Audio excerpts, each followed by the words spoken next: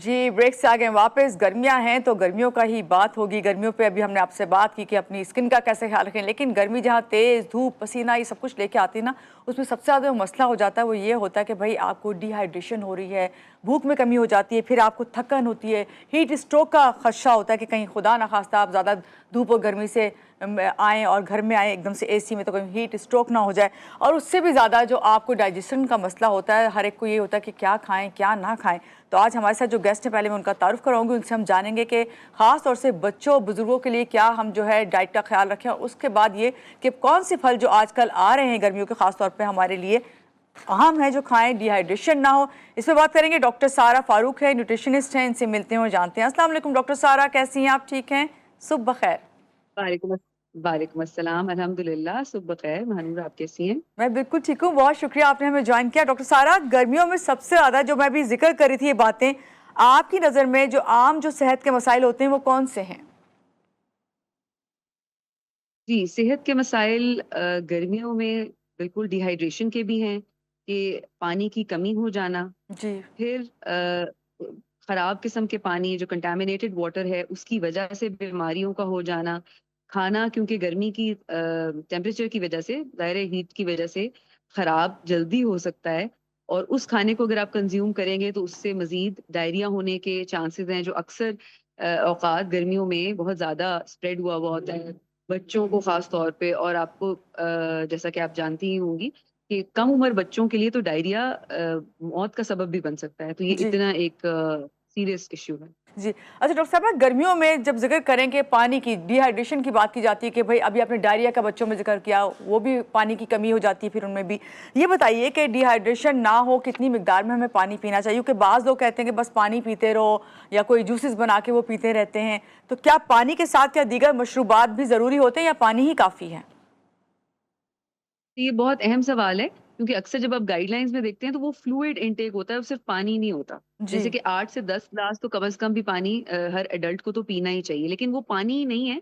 पानी आप ये भी कर सकते हैं कि 6 ग्लास या 8 ग्लास पी रहे हैं, और इसके अलावा हुँ। जो सूप्स हैं या शोरबे वाले सालन हैं, या फ्रूट खा रहे हैं, जूस भी ज़रूरी नहीं है, फ्रूट ही खा रहे हैं, सब्ज़ी खा रहे हैं, इस सब से भी आपको पानी मिल रहा है, मॉइस्चर मिल रहा है। जी। और अगर मैं आपको बताऊँ, एक बेवरेज हाइड्रेशन इंडेक्स होता है कि आप इसमें बाकायदा ह्यूमन ट्रायल्स हुई हुई हैं जी। कि आप अगर कौन-सा फल, सब्ज़ी खा रहे हैं या कौन-सा मशरूब पी रहे हैं, तो आपकी बॉडी को हाइड्रेशन कितनी मिल रही है। तो उसमें अगर पानी का एक स्टैंडर्ड 1 रखा गया है, तो ओआरएस, जो कि ओरल रिहाइड्रेशन सॉल्यूशन है, जो डायरिया को ठीक करने के लिए भी दिया जाता है, उसका 1.5 इंडेक्स आता है। वो पानी से कहीं ज़्यादा आपको हाइड्रेशन देता है। इसी तरह दूध पानी से ज़्यादा हाइड्रेशन देता है।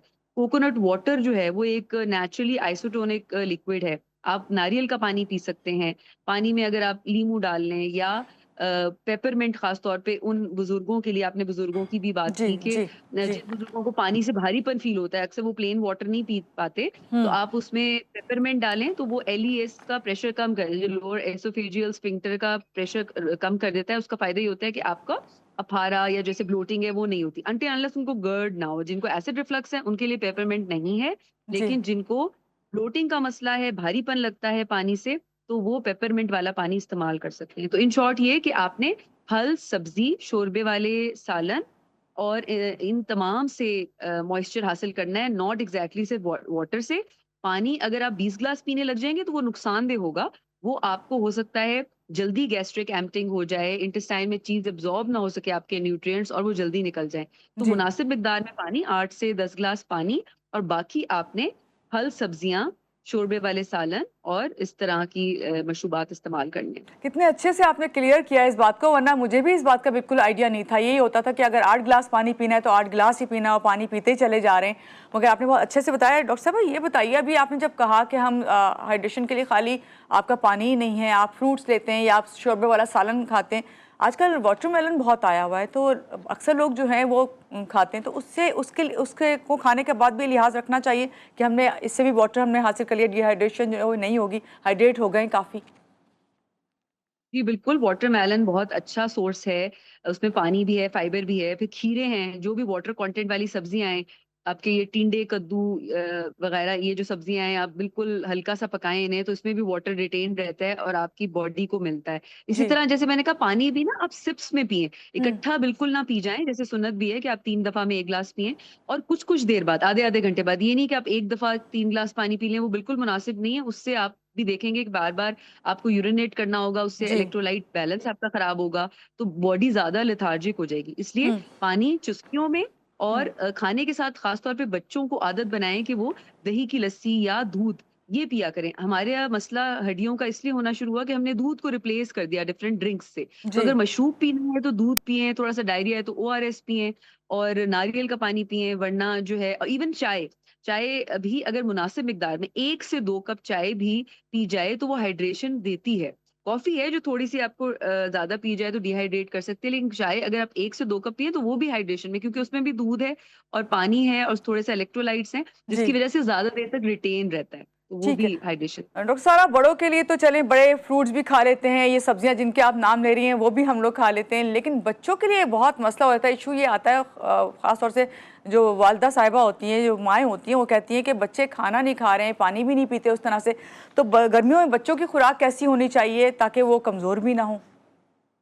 जी, जैसा कि मैंने कहा कि बच्चों के लिए ना बहुत ज़बरदस्त मशरूब है दूध, कि आप हर खाने के साथ बेशक क्वांटिटी कम कर दें, लेकिन वो दूध रखें कि वो सिप, बच्चों को आदत होती है ना खाना चबाते-चबाते, निवाला चबाते-चबाते पानी की सिप लेते हैं। जी। तो साथ अगर आप थोड़ा-सा दूध रख दें, वो थोड़े-थोड़े दूध के सिप ले लें, ये भी हो सकता है। अगर आपको लगता है कि नहीं बच्चे का पेट भर जाएगा, कुछ ऐसे छोटे बच्चे भी होते हैं जो उनका पेट जल्दी भर जाता है, तो हुँ, ज़ाहिर है दूध से भर जाएगा। तो आप ये कर सकती हैं कि ठीक है, वो थोड़ा-थोड़ा सा पानी पी लें। लेकिन ये है कि हरे पत्तों वाली सब्जियाँ जितनी भी हैं, अब तो मार्केट में बहुत देर तक रहती हैं, उनको स्टोर भी किया जा सकता है। तो उनको आप बच्चों को सुबह अंडा फ्राई देने के बजाय आप ऑमलेट बना लें। उसमें जी। वो आप टर्निप ग्रीन्स हैं, पालक है थोड़ी-सी, ये वाली पत्ते पत्ते थोड़े-थोड़े डालें, उससे भी हाइड्रेशन मिलेगी। फिर उनके अगर कोई स्नैक बना रही हैं, अगर आप उनका इवन स्टफ्ड पराठा भी बना रही हैं, तो आलू के साथ ये सारी चीज़ें मिक्स कर लें, थोड़े-थोड़े पत्ते जो आपके पालक के हैं या बाथू के हैं या सरसों के हैं, जी। जो भी आपके ग्रीन्स अवेलेबल हों, टर्निप ग्रीन्स हों, मूली के पत्ते हों, उनको जी। थोड़ा-थोड़ा चॉप करके उनके नूडल्स में, बेशक आप पास्ता बनाती हैं, जो भी वो खाते हैं, तो उसमें डालें। इससे उनको भी नेचुरली थोड़ी हाइड्रेशन मिलेगी, और वाक़ई बच्चों को थर्स्ट का इतना पता नहीं चलता, उनको खुद कह के थोड़ा-थोड़ा सा पिलाना पड़ता है, पानी भी, दूध बिल्कुल, भी। बिल्कुल। डॉक्टर साहब, अभी आपने एग का ज़िक्र किया, अंडे का अक्सर लोग जो है गर्मियों में इस्तेमाल कम कर देते हैं। वो कहते हैं कि हम अब ब्रेकफ़ास्ट में एग नहीं लेते, तो ये ज़रा थोड़ा-सा बताएँ कि क्या ये चीज़ सही है, या एग तो कहते हैं ना लाज़मन आपको अपनी डेली डाइट में, रूटीन में शामिल करना है? जी, एग जो है एक बहुत अच्छा सोर्स है, ना सिर्फ़ कि प्रोटीन का बल्कि मुख्तलिफ विटामिन्स का भी, और बड़ा डेंस सोर्स है। छोटा-सा है और उसमें बहुत ज़्यादा ग़िज़ाइयत है। तो ये तो गर्मियों का इससे कोई ताल्लुक नहीं है, ना अंडे का, ना मछली का। वरना जी। गर्मियों में हमारे यहाँ मछली भी नहीं ली जाती, जिसका आप इफ़ेक्ट देख सकती हैं, हार्ट के हमारे हालात क्या हैं। हर 5 में से 1 शख्स जो है वो हार्ट पेशेंट है, जी। डायबिटीज़ में हम नंबर 1 पे आ गए हैं। तो ये प्रोटीन के अच्छे सोर्सेज़ हैं, हमें ज़रूर लेने चाहिए। अंडे भी, फिश भी, बाकी भी चिकन, पोल्ट्री, मटन, बीफ जो भी लेना चाहें अपने ग़िज़ाई ज़रूरियात के मुताबिक, लेकिन गर्मी-सर्दी का उससे ताल्लुक नहीं है। अच्छा, आपने तो कहा कि ताल्लुक नहीं, लेकिन हमारे यहाँ यही कॉन्सेप्ट है कि मछली बहुत गर्म होती है, तो इसलिए इसकी तासीर ऐसी है, तो इसलिए हम नहीं गर्मियों में खा रहे। लेकिन अभी आपने क्लियर तो कर दी है बात, थोड़ा-सा मैं और इस पे बात जानना चाहूँगी आपसे, ताकि लोग समझ सकें इस बात को। जी। देखिए जी, फिश जो है ना, आप गर्मियों में बीफ तो खा लेते हैं, मटन तो खा लेते हैं। हुँ, फिश जो है उससे कहीं ज़्यादा आसानी से ज़ूद हज़म है। हाँ, ये बात ज़रूर है, कंप्लीट बात ये है कि फिश बहुत ज़्यादा डेंस है न्यूट्रिएंट्स में, तो वो खराब भी आसानी से हो जाती है। जी। अगर मछली की, खराब मछली खाने से फूड पॉइज़निंग भी बहुत ज़्यादा हो सकती है। तो अगेन वही बात है, वो तो आप तरबूज़ भी बाहर से कटा हुआ लेंगे और गंदा बिल्कुल पानी ऐसा उस पे ही है। छिड़का हुआ बिल्कुल, होगा तो खुल रहा बिल्कुल। हो जाएगा। हुँ, अगर आप ताज़ा मछली खुद घर में, चाहे वो स्टीम करें, ग्रिल करें, बेक करें, तो उससे कुछ भी नहीं होगा, बल्कि ज़्यादा आसानी से प्रोटीन डाइजेस्ट होगा, ओमेगा 3 मिलेगा। हमारे बुजुर्गों में कितना डिमेंशिया का, फॉरगेटफुलनेस का मसला है, जी, ब्रेन थोड़ा-सा जी। काम करना मुश्किल हो जाता है, तो उसमें तो कंपल्सरी है कि ओमेगा 3, ईपी और डीएचए ओमेगा 3 ही हैं, वो पाए फिश में जाते हैं। और अगर आप कॉड लिवर ऑयल जैसे लेते हैं, वो भी उसमें विटामिन ए, डी और ओमेगा 3 की अच्छी मिकदार है। तो वो ठीक भी है। आपने ज़ाहिर है गर्मियों में भी लेनी है। बिल्कुल। जी। डॉक्टर साहिबा, बस लास्ट में आपसे ये जानना चाहूँगी, कौन-सी ऐसे खुराक है जिनसे अवॉइड करना चाहिए ख़ास तौर से गर्मियों में? देखिए, अवॉइड फ्राइड फूड है, उससे पानी की कमी ज़्यादा हो जाएगी, और फ्राइड फूड तो वैसे भी लिमिट ही करना होगा, जो हमारे मुल्क के हालात हैं हम्म। बीमारी के। तो हम्म। उसमें हम आहिस्ता आहिस्ता, देखिए लिपिड अच्छा होता है, फैट एक एसेंशियल न्यूट्रिएंट है, लेकिन हमें बहुत कम मिकदार में चाहिए। किसी को भी 2 से 3 टेबलस्पून ऑयल पूरे दिन में चाहिए होता है। जी। अब चाहे वो आप जहां से भी ले लें, इससे हम ज्यादा इस्तेमाल कर रहे हैं हमारे खानों में, हमारे करीज में, हमारे फ्राइड फूड है। तो चाहे बच्चे हों या बड़े, किसी को भी बहुत ज्यादा ऑयल नहीं चाहिए, बहुत कम मिकदार में चाहिए, जरूरी है, लेकिन उसको जरा कम कर दें। ठीक है डॉक्टर साहबा, बस एक पॉइंट मुझे एकदम से याद आया, मुझे उस वक्त पूछना, जब आप पानी का बता हम्म। रही थी ना कि हाइड्रेशन के लिए जब आप ये चीज़ें शामिल कर लेंगे तो हाइड्रेट इससे भी हो जाता है। अक्सर लोग चिया सीड और ये तुखमलंगा आई थिंक वो डालते हैं पानी में, तो क्या वो भी इसका नेमुल बदल है? अच्छा, ये भी बहुत अच्छा पॉइंट है, क्योंकि उसके और बहुत से बेनिफिट्स भी हैं।